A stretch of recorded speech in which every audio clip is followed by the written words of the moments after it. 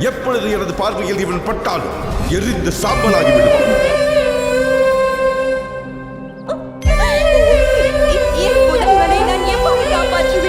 எந்த உயிரையும் இந்த உலகினில் தந்த ஒரு தெய்வம் அந்தம் ஒரு சொந்தம் என்றால் அது எந்த நிலையிலும் தாயல்ல.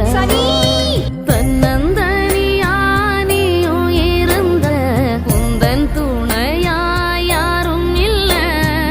தங்களுக்கு நான் இங்குதான் இருக்கிறேன் என்று எப்படி தெரியும் தாயே? தாய்க்கும் மகனுக்கும் நடுவில் இருக்கும் சம்பந்தத்தில் என்ன சொந்தம் ஏதேனும் கூறியா தெரிய வேண்டும் மகனே.